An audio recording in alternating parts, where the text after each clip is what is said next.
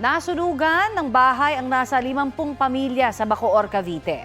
Balitang hatid ni Bam Alegre. Sunod-sunod ang dating ng mga truck ng bumbero para apulahin ang sunog na sumiklab sa barangay Sinbanali, Bacoor, Cavite. Kaninang pasado 1:00 ng madaling araw. Ayon sa Bureau of Fire Protection, humigit kumulang 30 bahay ang natupok ng apoy. 50 pamilya na apektuhan kabilang ang residenteng si Mark Owen Lucena na nasunog daw lahat ng ari-arian. Paano pa lang po, patulog pa lang po. Tapos yung mga kasama ko po sa bahay, tulog na po. Pero yung tito ko po sa taas, nagano na po ng gamit.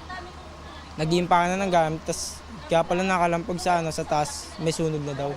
Nagkaroon naman ng mga pasa si Kervin De Leon habang sinusubukang apulahin ang apoy ng kalapit na bahay. Nalaglag daw siya sa bubong ng makuryente. Kasi yung isang bahay po nakatabi, masusunog na. Kaya ang ginawa ko po, binusong ko yung gilid para di madami yung dito sa loob.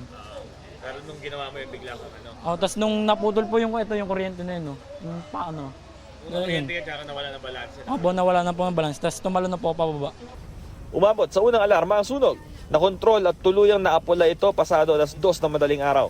Ang mga nasunugan nagpalipas ng gabi sa kalapit na basketball court at bibigyan ng pangunahing pangangailangan ng lokal na pamahalaan. Ayon sa case investigator ng Bureau of Fire Protection, inaalam na nila ang sanhi ng apoy. Nasa 200,000 pesos ang tinatayang halaga ng pinsala.